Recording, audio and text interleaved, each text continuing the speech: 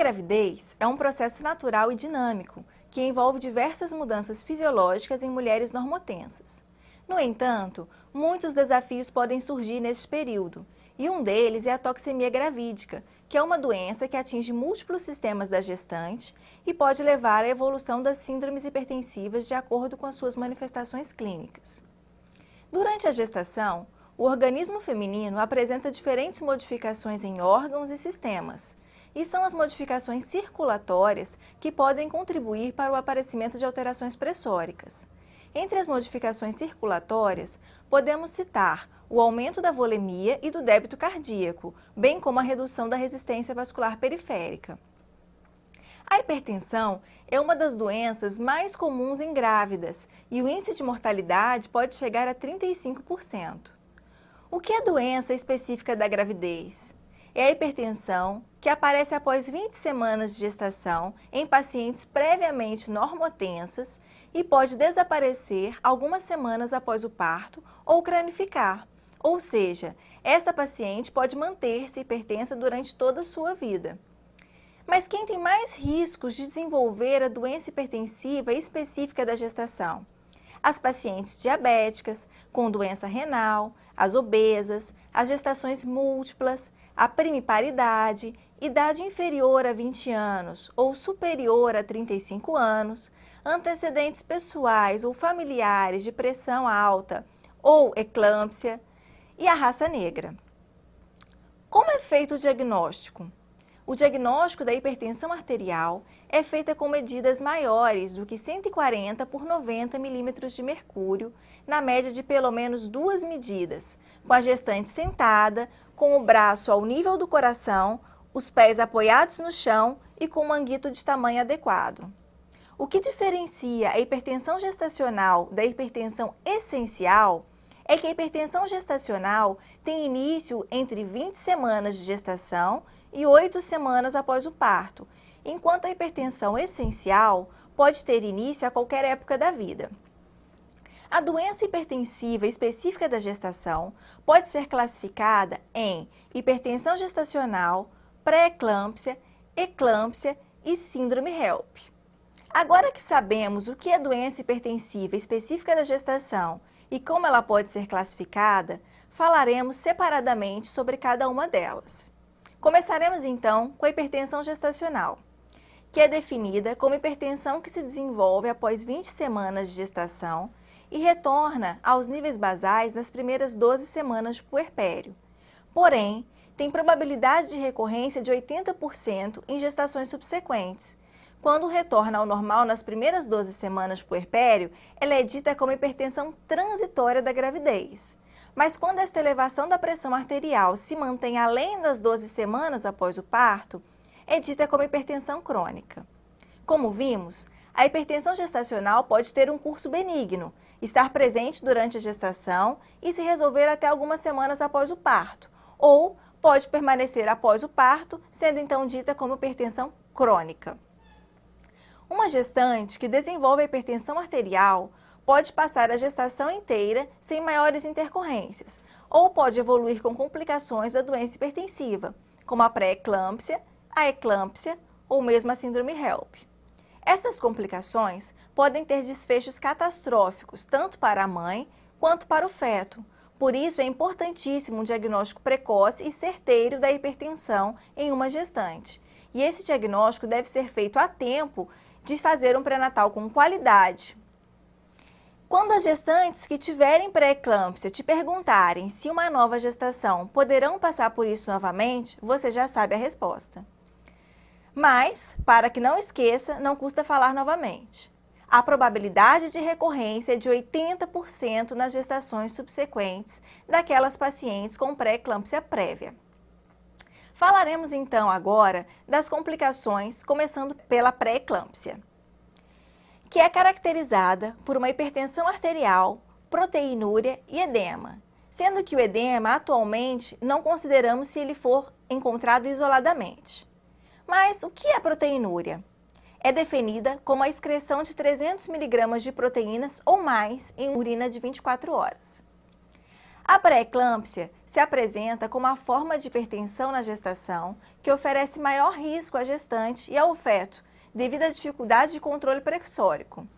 É uma doença de fisiopatologia ainda pouco conhecida, que envolve virtualmente cada órgão e sistema do organismo, apresentando alterações da resistência vascular periférica e hiperreatividade, negando a refratariedade e vasodilatação vascular próprias da gestação normal. Para a Sociedade Brasileira de Cardiologia, a pré-eclâmpsia ocorre em 5 a 8% das gestações e é a principal causa de morte materna e perinatal em países em desenvolvimento, sendo que os desfechos dependem de fatores como idade gestacional em que foi feito o diagnóstico, a gravidade da doença, a qualidade do atendimento prestado e a presença de outras doenças pré-existentes ou não. Como falei anteriormente, é uma doença com fisiopatogenia ainda pouco conhecida e existem diversas teorias para justificar o desenvolvimento desta patologia, porém, nenhuma delas ainda comprovada cientificamente. A teoria mais aceita para o desenvolvimento da pré-eclâmpsia é a teoria da má placentação, em que uma invasão trofoblástica deficiente levaria a uma lesão endotelial com espasticidade difusa, associada à hipercoagulabilidade e à resistência insulínica. A pré-eclâmpsia pode ser classificada em leve ou grave, de acordo com o grau de comprometimento. A pré-eclâmpsia leve vai ser definida quando existe hipertensão com valores maiores ou iguais a 140 por 90 milímetros de mercúrio, associados à proteinúria e ao edema que não cede com repouso, e apresenta início súbito ou ainda quando há um ganho de 500 gramas ou mais de peso por semana. Já a pré-eclâmpsia grave deve apresentar um ou mais dos seguintes critérios: pressão arterial diastólica maior ou igual a 110 milímetros de mercúrio, proteinúria igual ou maior que 2 gramas em 24 horas ou 2 cruzes em fita urinária, oligúria menor do que 500 ml por dia ou 25 ml por hora, níveis séricos de creatinina maiores que 1,2 mg por decilitro, sinais de encefalopatia hipertensiva, que são cefaleia, queixa de turbação visual, ou dor epigástrica ou dor no hipocôndrio direito. Ficou claro a importância de evitarmos esta complicação? Falaremos depois como tratá-la. Evoluindo no problema, a eclâmpsia é a ocorrência de crises convulsivas tônico-clônicas, seguidas ou não de coma em pacientes previamente com pré-eclâmpsia, e podem aparecer antes, durante ou até 10 dias após o parto. Geralmente, as convulsões são autolimitadas, durando em torno de 2 a 3 minutos e podem ser precedidas por queixas como cefaleia, epigastralgia, alterações visuais e dor no quadrante superior direito do abdômen. A eclâmpsia é responsável por uma parcela significativa dos casos de mortalidade materna e perinatal, sendo frequentemente associada às complicações de órgãos e sistemas, tais como o sistema nervoso central, o fígado, os rins.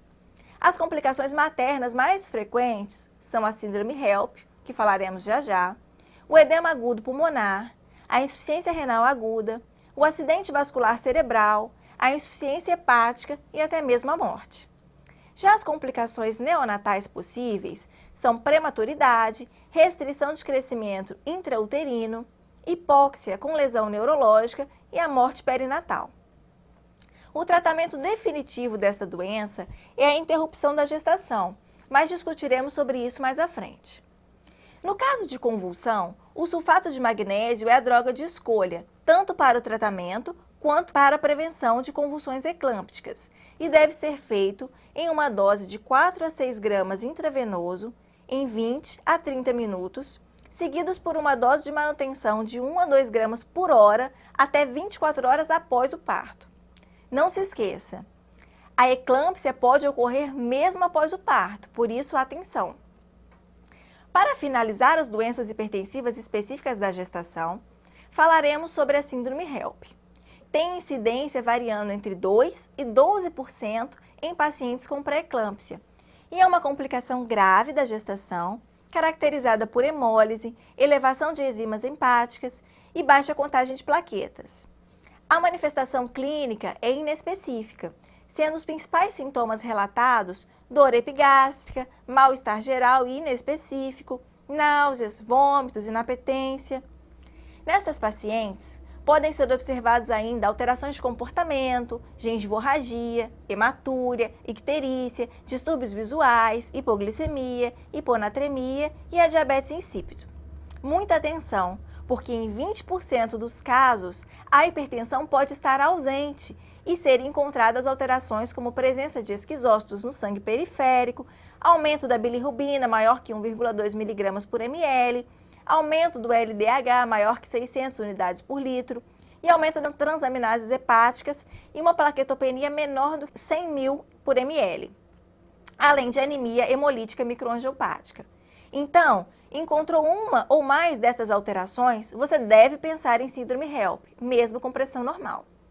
A conduta básica nesses pacientes é evitar a morte materna e consiste na interrupção da gestação independente da idade gestacional, depois que é avaliada e corrigida a plaquetopenia e o déficit de fatores de coagulação.